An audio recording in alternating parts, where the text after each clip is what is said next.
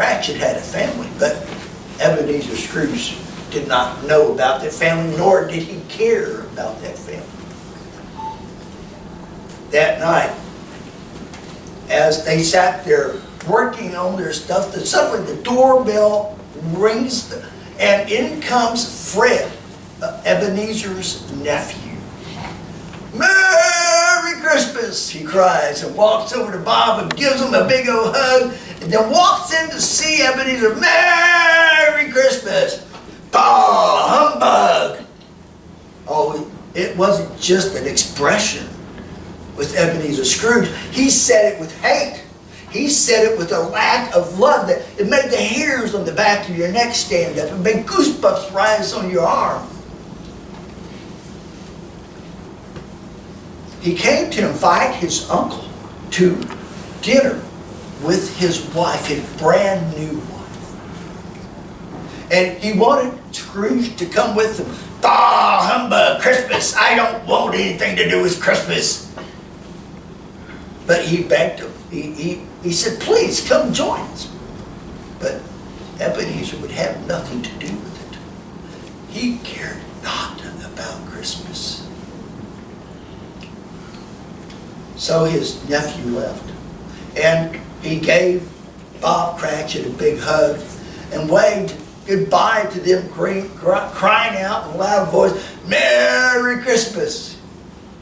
And a few minutes later, the doorbell rings again, and in comes two men, very well dressed, with tall top hats and fine coats, and looking very astute as they walked in, asking for the owner of the business.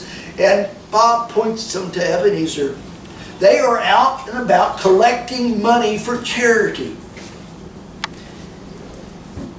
"Bah, humbug!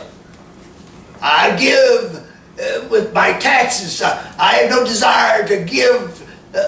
These people need money. Let them go to the prisons. Let them go to the workhouses." "But sir, these people would rather die than go to the workhouses." "Then let them die and lessen the population." And they bent their heads and they walked away. Finally, evening came and they closed the doors. But as they were leaving, Bob asked for the day off the next day. "Stealing money from you are. You have to come in early for the next few days to make a difference up." He actually felt like Bob Cratchit was stealing his money just because he wanted off to be with his family on Christmas Day. But he gave it to him. And Bob Cratchit went home excited because he was going to get to spend the day with his family. And Ebenezer Scrooge walked home that night, and as he did, it was like he walked in a tunnel, not wanting to look either this way or that, because he knew there were people there, some in the alleyways. You could hear the music being played, and people laughing and dancing and singing carols. But he didn't want to hear any of that. He didn't care. He walked up to his house, that very house he had taken from his old friend, Jacob Marley, exerted the key, about to open it, when suddenly he felt something very strange, and he looked up at the knocker, and there on the knocker was the face of Jacob Marley looking back at him.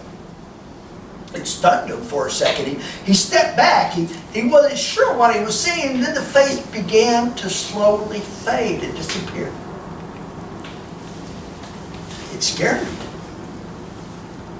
He opened the door, and when he opened it and looked inside, he looked behind the door quickly to make sure there was nothing there. And then he lit a candle and held it up and looked, and he saw the attic door, the cellar door. And it was locked. And so he walked up the stairs into the rooms up above and locked the door behind him, went into his room and sat down and got into his night clothes and put on a bowl of gruel. While he was eating his gruel, inside the room, and in fact inside many of the rooms, there were these bells, servant bells. And suddenly, these servant bells began to ring. Ding, ding, ding, ding, ding, ding, ding, ding, ding, ding, ding, ding, ding, ding. Got faster and faster. All through the house, these bells were ringing of their own accord. And then suddenly they stopped, just like that. He looked out the window to see if he could see somebody out there, wondering what could be causing those bells to ring. And then he heard it.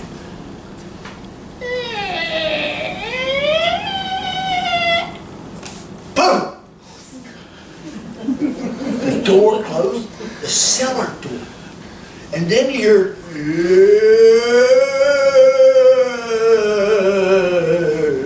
and the sounds of chains rattling and shaking and dragging across the wood floor. And then the sound of footsteps moving step by step up the house toward where he was. The chains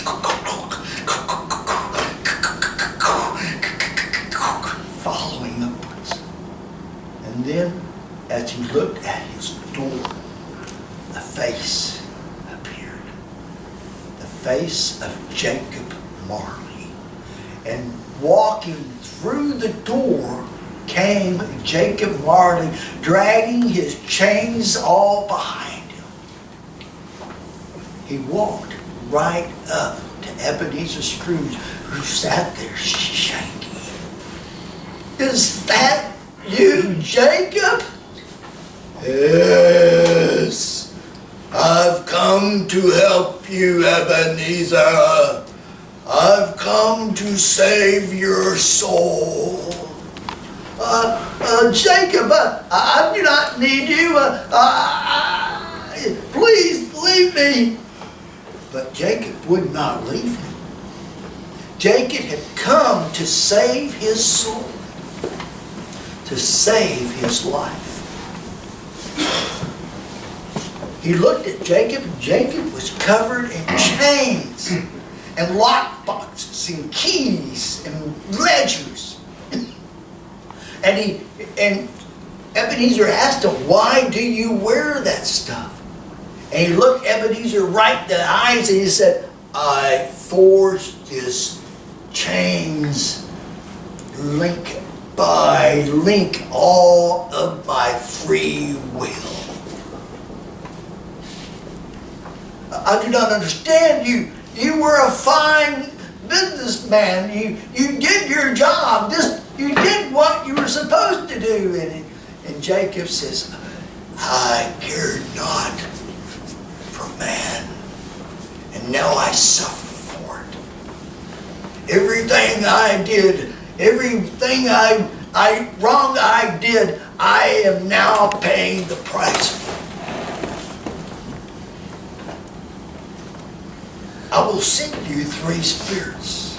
If you do not change this very night, Ebenezer Scrooge, you are doomed to live a life like mine. For when I died, your chain was as long as mine, and now it is ponderously long. And then Jacob Marley walked out the window. And as he did, he disappeared into the night. At first, Ebenezer thought, he was imagining things.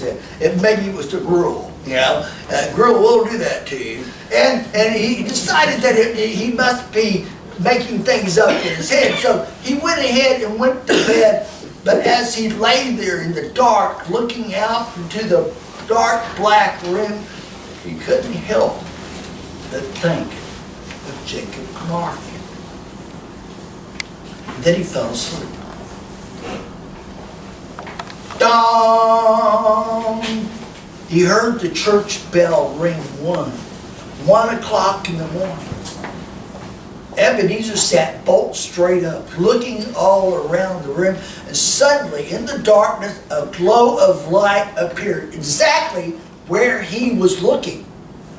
And it came closer and closer and closer till finally a hand parted the curtains around his bed, and a spirit came inside his bed.